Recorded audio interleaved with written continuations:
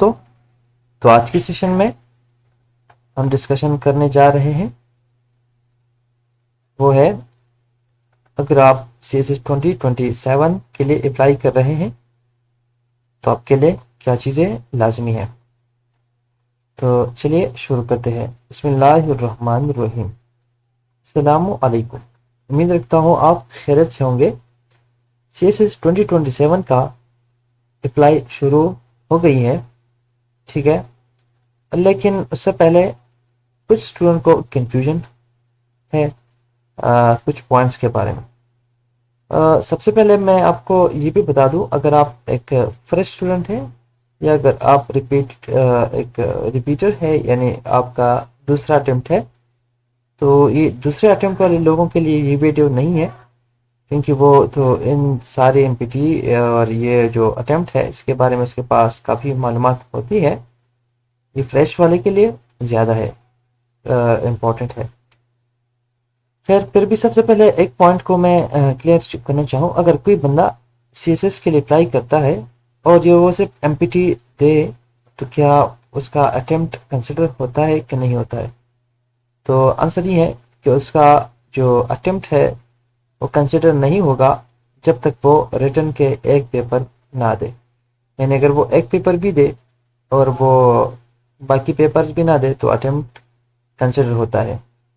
अगर वो एक पेपर दे फिर दूसरा नहीं दे तो तीसरे पेपर के लिए वो नहीं एलिजिबल, वो वहाँ पर पेपर नहीं दे सकेगा। तो ये कुछ PMS और CSS दोनों का सेम रूल है, ठीक है। जिस तरह PMS का स्क्रीनिंग होता है, इस तरह MPT means MCQs preliminary test.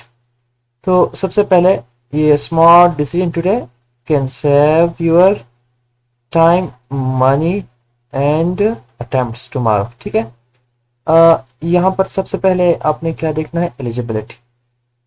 Important चीज़ जो है वो आपकी एलिजिबिलिटी है, क्या आप एलिजिबल है कि नहीं है।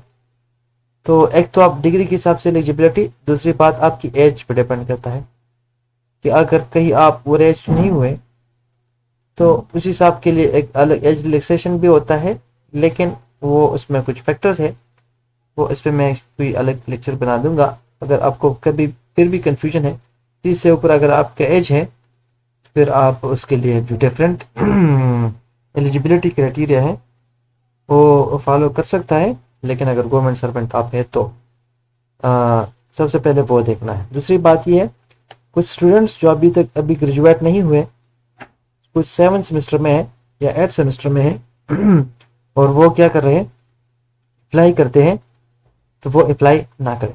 अगर कोई बंदा जो है उसके पास डिग्री नहीं है और उसका जो क्लियरेंस हो गई है और रिजल्ट डिक्लेरेशन डेट आ गया है तो वो अप्लाई कर सकता है, ठीक है। एज अटेम्प्ट कंडीशन, अगर आपके अटेम्प्ट वो तो रिपीटर के लिए है, वो उसको पता हो, यानी अगर वो 3 अटेम्प्ट से फिर ज़्यादा वो नहीं दे सकता है, तो वो ऑब्वियसली, मैंने पहले भी कहा कि ये जो अटेम्प्ट दे चुके हैं उसके लिए वीडियो नहीं है, क्योंकि उनके लिए ये बातें जो है कोई मायने नहीं रखता। I'm serious about CSS appearing written CSS exam if I qualify। तो या कहने का मतलब ये है कि आप सीरियस है कि नहीं है CSS देने के लिए। सीरियस है तो बिल्कुल आप अप्लाई करें, अगर सीरियस नहीं है और जस्ट एक प्रैक्टिस की बात कर रहे हैं तो फिर आपने अपना क्या करना है, मनी स्पेंड नहीं करनी है और ना ही अपना जो है टाइम वेस्ट करना है, ठीक है। If answer is no, don't rush to apply, ये इसके बारे में बात हो गई। और इसके लिए जो एक इम्पोर्टेंट बात हो रही है वो यहाँ पर है। अगर कुछ लोग है जो है वो कभी कभी बैचलर डिग्री कंप्लीट उनका नहीं हुआ, लेकिन वो फिर भी क्या कर रहे हैं, कुछ लोग उनको कहते हैं कि आप क्या करें, प्रैक्टिस बेस पे आप जाए, प्रैक्टिस करें। तो याद रखिए, ये कोई प्रैक्टिस की चीज़ें नहीं है। यहाँ पर ऐसा नहीं कि आप एक बार प्रैक्टिस करो दूसरी बार जो है उसको क्वालिफाई कर लेंगे। ये सीरियस अटेम्प्ट चाहिए इसके लिए।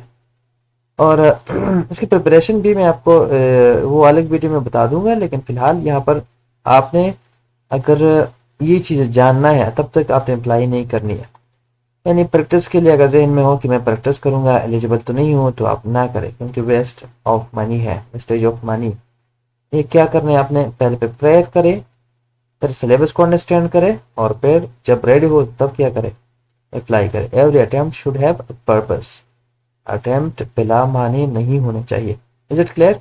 यानी अगर आप कहते हैं कि 5-6 हज़ार रुपये जाते हैं, तो यार ये अभी 5-6 हज़ार है, लेकिन इसकी फिर जब आपकी मल्टीपल टेस्ट होती हैं तब आपको एहसास होगा कि 1000 रुपये का भी वैल्यू है। Ask your self do I have time, ये अलग पॉइंट है। इसका मतलब ये है, अगर फॉर एग्जांपल आपको कोई टेस्ट है आप दे रहे हैं, उसकी तैयारी हो रही है, लेट्स सपोज आप एसएसटी की तैयारी कर रहे हैं या लेक्चरशिप की तैयारी कर रहे हैं और उसका टेस्ट भी करीब है, या फॉर एग्जांपल पीएमएस का रिटन टेस्ट करीब है, और या जो इंटरव्यूज़ है आपकी या कोई और जॉब का टेस्ट है, यानी कहने का मतलब ये है कि आपका इन दोनों में टेस्ट है या जो से ये एमपीटी का जो टेस्ट के डेज रहता है और रिटन का, उन दिनों में अगर आपका कोई दूसरा टेस्ट है तो आप बिल्कुल इसके लिए अप्लाई ना करें। मैंने खुद जब एसएसटी जनरल एसएसटी बायोकेमिस्ट्री का टेस्ट था, ठीक है, और इधर मेरा जो सीएसएस का था और एमपीटी हमने दिया था, ठीक है, वो क्लियर हो गई। मैं आपको बता दूं ये एमपीटी मैं आपको इंशाल्लाह सिखा दूंगा, इसमें कोई मुश्किल चीज़ें नहीं होता है। रिटर्न के लिए चूँकि हमारे दो भाई जो है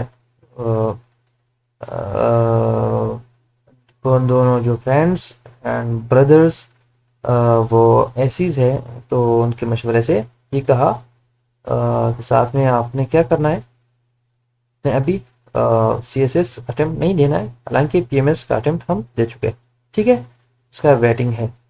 लेकिन जो एसएसटी बायो का था तो हम उसी की प्रिपरेशन के लिए, अब वो क्वालिफाई हो गया। तो अगर इसमें बात ये है कि एक चीज़ पे आपने फोकस करना है, क्योंकि सीएसएस जो है वो जल्दी, हालांकि वो पेपर्स जब आए तो आई रिग्रेट कि वो कहने का मतलब ये है कि वो मैं विश कर रहा था कि मैं उसको अटेम्प्ट कर चुका होता, क्योंकि वो मुझे ईजी लग रहे थे मेरे हिसाब से, लेकिन लाजमी नहीं है। तो मेरा जो डिसीजन था, जो मशवरे थे वो अच्छे थे। तो इसलिए आपका जब कोई दूसरा टेस्ट हो तो आप, और जो वैलिड टेस्ट हो, और वही जो अटेम्प्ट के डेज है यानी रिटन के टेस्ट के डेज है, एमपीटी की बात नहीं कर रहा, रिटन के डेज होता है, उसी में आपका टेस्ट है, तो फिर आपने फिर इसको छोड़ना है, क्योंकि जल्दी की चीज़ नहीं है। और आपने एज के हिसाब से, अगर आपका एज 26 है तो आपने बिल्कुल आराम से इसको लेना है, क्योंकि 30 तक आपके पास टाइम होता है। दूसरी बात, don't panic, empty is not the hardest spot. कुछ स्टूडेंट जो है एमपीटी के लिए बहुत सोचते हैं, उसके लिए एकेडमी ज्वाइन करते हैं, उसके लिए ऑनलाइन पैसे देते हैं, उसके लिए जो है मुख्तलिफ बहुत ज़्यादा बुक्स देखते हैं, लेकिन ये कोई हार्डेस्ट पार्ट नहीं होता है।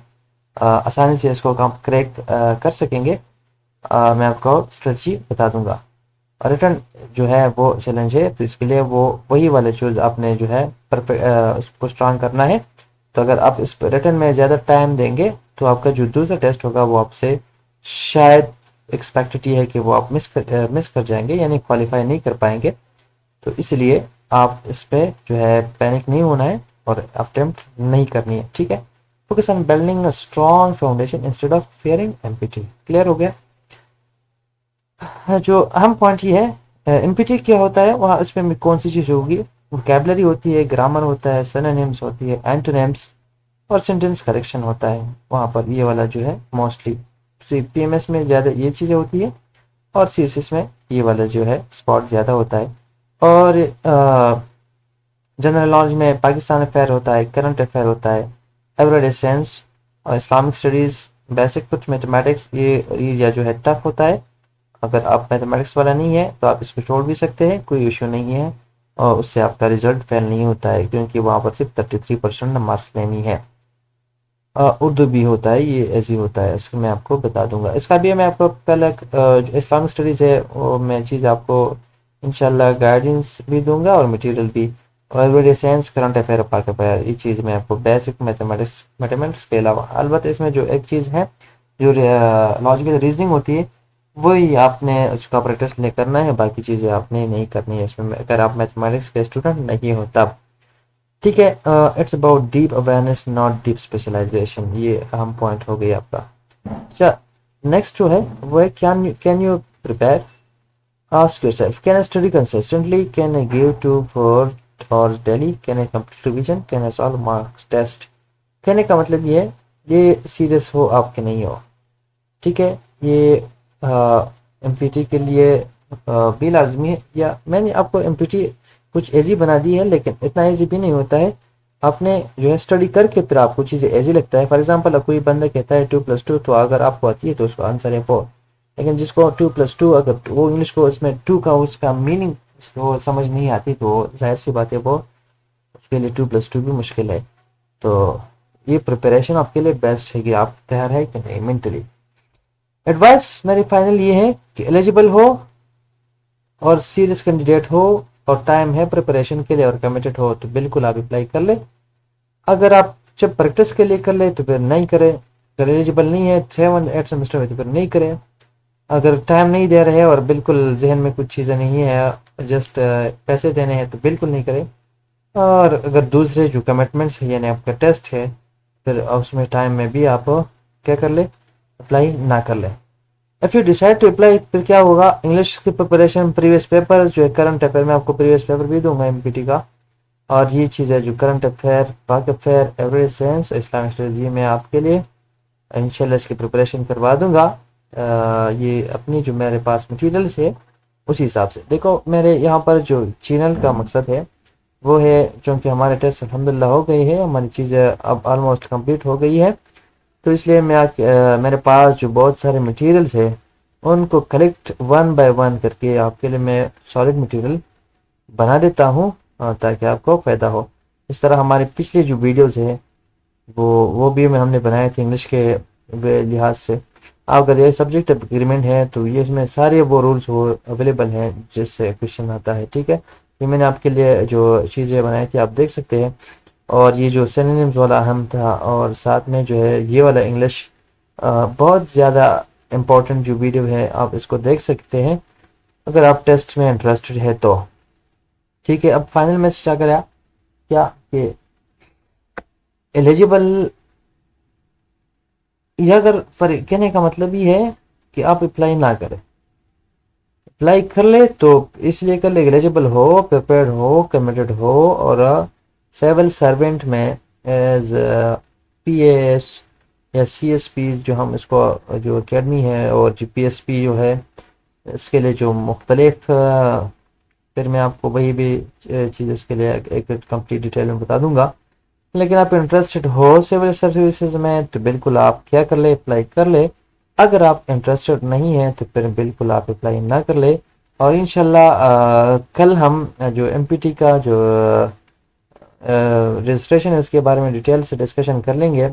और फिर एक वीडियो जो होगा वो एमपीटी के प्रिपरेशन पर होगा, एक रजिस्ट्रेशन पर होगा। तो आप काइंडली कनेक्टेड रहे। चैनल को सब्सक्राइब नहीं किया तो बेटर है कि आप सब्सक्राइब कर ले, अगर लाइक भी कर ले। इससे क्या होता है कि चैनल की जो है वो ग्रोथ होती है और आप लोगों को जो है हमारे वीडियोस आएंगे। बहुत मेहरबानी, थैंक यू, अल्लाह हाफिज़।